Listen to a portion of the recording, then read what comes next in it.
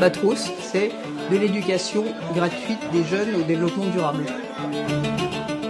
Je pense peut-être c'est une éducation à la base peut-être de Chevreul, d'être dans la grâce. Ça peut paraître un petit peu naïf comme terminologie, mais en fait être gracieuse et faire les choses gratuitement. En général, les gens sont inspirés et vous le retournent au centuple, au bénéfice d'Albatros et du bien commun.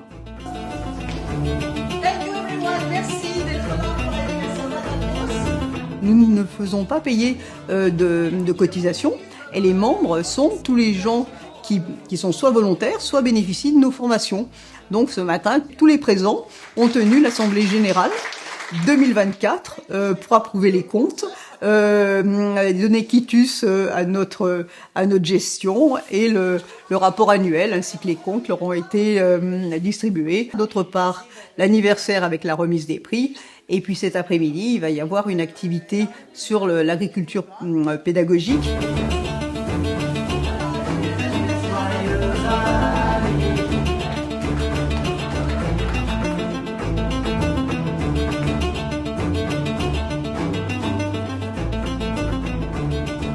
Le jardin pédagogique a été monté par plusieurs écoles.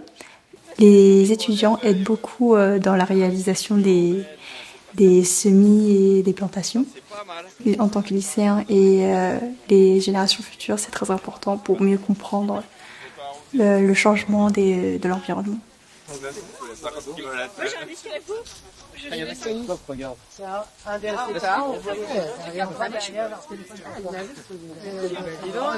L'idée, c'est d'accueillir des lycéens. On fait avec eux des petites expériences, des cultures, des plantations, des semis, des récoltes, voilà. Et d'année en année, ça progresse. Donc, ce que je trouve intéressant, c'est le côté pédagogique, transmission, écologie, et puis le partage, ouais. Moi, ce que j'aime bien dans cette fondation, c'est le travail en fait qui est fait avec les jeunes. Je trouve que l'idée d'un travail intergénérationnel, entre autres, c'est très intéressant. On retrouve un côté authentique en fait. Et donc du coup, on est dans l'associatif, on est dans l'écologie, et puis bon, on va le dire aussi, on est dans le partage et la bonne humeur. Ça, c'est essentiel.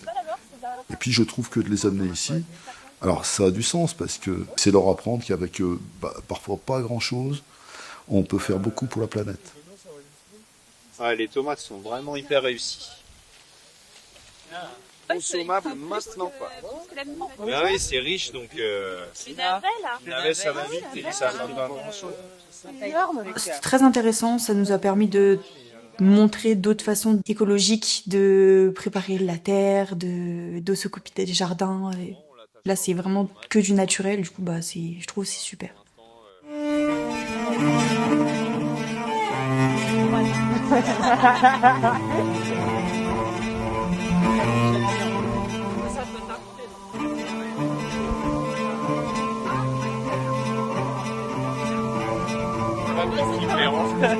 Ah bah du coup, on va rentrer, bon, il y a plus de place.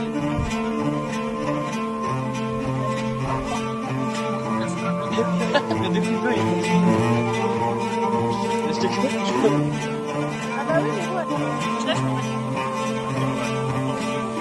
Ouais, bah après, tu vois, si tu fais les dispatchs.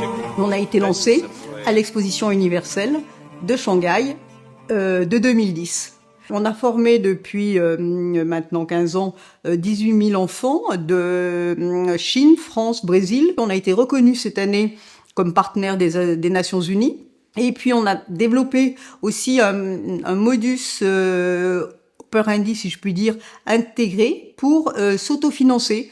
On a créé Albatros Légal, c'est-à-dire des services juridiques gratuits et des ouvrages qui permettent de financer nos activités.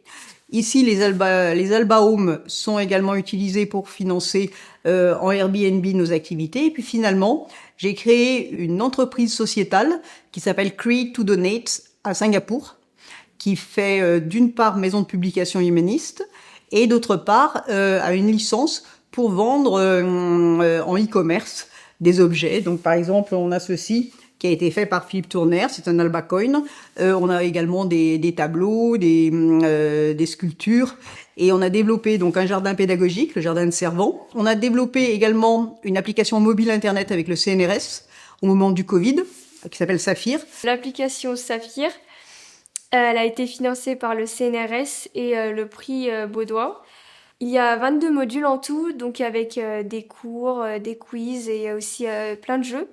Donc c'est assez ludique pour les enfants et c'est aussi une application gratuite. Elle comporte 5 langues, le français, l'anglais, le chinois, l'espagnol et le portugais.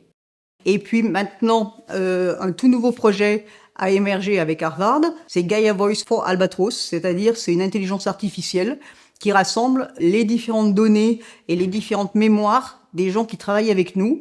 Et on a beaucoup de chance parce que le CNRS est en train de reprendre à son compte cette plateforme d'intelligence artificielle pour la rendre encore plus intégrée par rapport à nos besoins et par rapport aussi à un caractère inclusif, peut-être pour des enfants différents, tant sur le plan cognitif que physique.